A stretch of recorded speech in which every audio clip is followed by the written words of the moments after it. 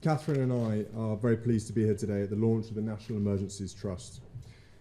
The UK is one of the most generous countries in the world in helping those in need and giving to charity. We all know the important role that the Disasters Emergency Committee play in channeling the British public's extraordinary generosity to respond to disasters overseas. It is therefore only fitting that a new national charity is able to fulfil the same function when tragedy strikes at home. You've heard firsthand from Thelma today about her experience in the 7/7 bombings in 2005. Just now and on previous occasions, it has been humbling to speak to survivors of the London Bridge and Manchester attacks, the Cumbria floods, the Grenfell Tower fire, and other disasters here in the UK. Their stories are as heartbreaking as they are inspiring. Their resilience and strength are deeply humbling. In talking to survivors, I've always been inspired to hear about the help they were offered by people and organisations acting on their own initiative, with immediate and heartfelt compassion. This empathy is both natural and remarkable.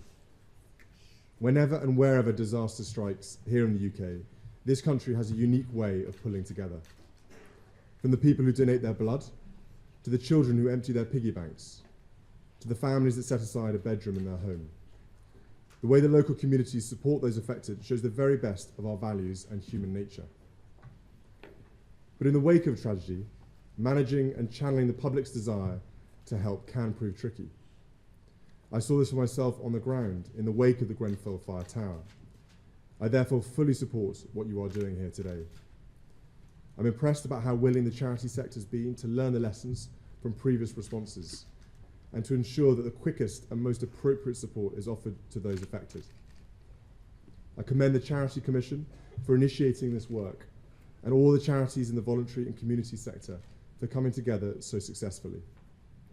Your cooperation is admirable, and the result is an organisation that you helped to design that draws on all your strengths and is warmly welcomed.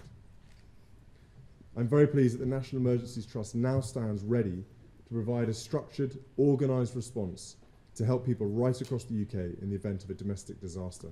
The higher vacancy is very awesome. We need to get back to this higher fantastic. It's great to have the experience of the